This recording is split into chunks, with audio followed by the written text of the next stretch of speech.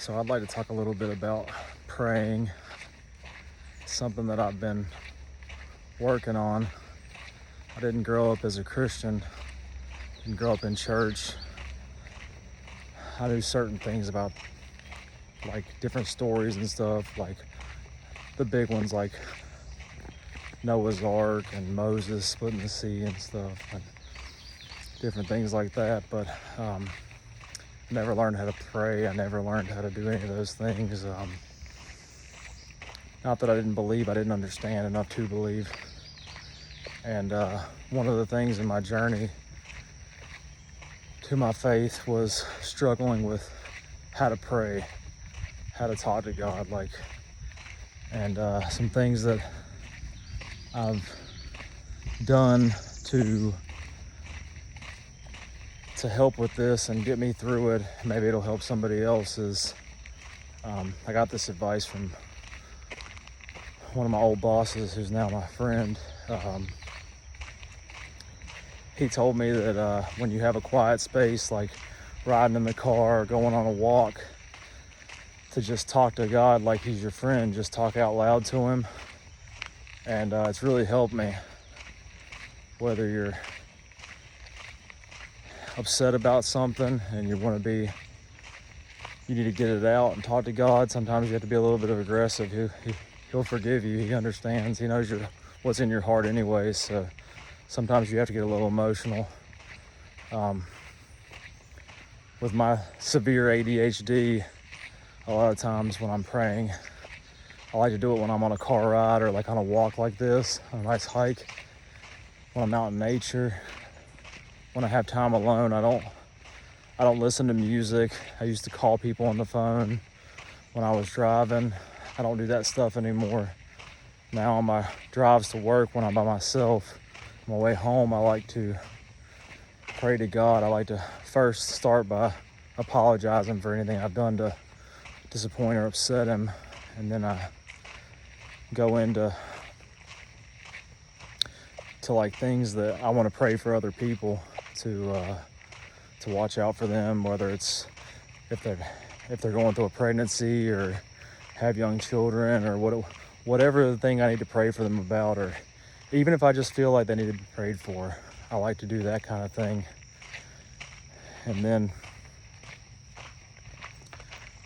I thank him for all the things he's given me, and the part I struggle with the most, because my brain seems to kind of always wander and there's always thoughts in it with the ADD, ADHD, whatever I have. God made me this way, so it's not an ailment. I just have to learn how to focus. I ask him for wisdom, I ask him for focus, I ask him for patience, I ask him to give me the things that I need. But a lot of times when you pray to God, if you're praying on something, when I'm praying to him, you also have to sit quietly and you have to sit idle and wait for a response. And a lot of times I have trouble doing that part, but I'm trying to get better with it. But after I have my conversations with him, I like to try to sit quietly and try and let my brain be idle. So if he wants to show me a sign or tell me something, it's one of those things that even though he's not physically talking to me, he shows you signs, he shows you things.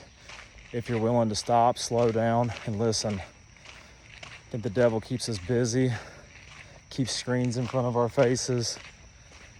Because if we don't have time for things like the Bible, or procrastination is the devil, I believe, because I've done this. I know everybody else has too. The whole thing where, I want to get into reading the Bible. Well, I'll start that next week. There's no time like the present. The best time to do something is right now. Open up the Bible. I like to start in one of the Gospels, John, Matthew, Mark, and Luke. Pick out one of those, read through it, and then move on from there. But it really helps me when I'm reading the Bible. Helps me stay grounded. I feel like I learn things. I gain wisdom from the Bible. It makes me question a lot of my actions and try and be a more godly person as well. So seem to have a problem with cursing in the industry I've been in, and the fact that I've just done it in a jokingly way my whole adult life. And it's something I'm really trying to work on, especially around my kids and different things, because I know God doesn't like it. It's a sin. Shouldn't be cussing, so something I really need to work on. But I think being in a good church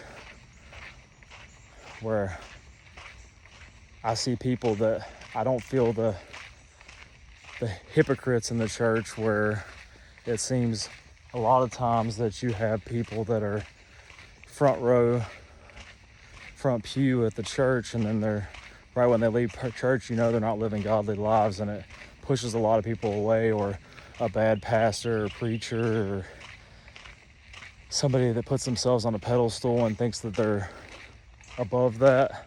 Finding somebody that's very humble and tells you where they struggle is very relatable, and I'm very grateful to have a great pastor that teaches and is a very humble person and doesn't put himself on the pedestal. He tells you where he struggles as well, which is very great. I'm very grateful for, because the comparison thing sets in where, like, I wish I was at the same point with faith that some of these other people are. And the fact that you're even comparing them, we're all living our own journey. We don't see their struggles as well. Like, they may be going through things as well that we don't see. But all you can do is take your journey. You can't take somebody else's. So do the best with what you've been given. So I hope this helps someone. Y'all have a blessed day.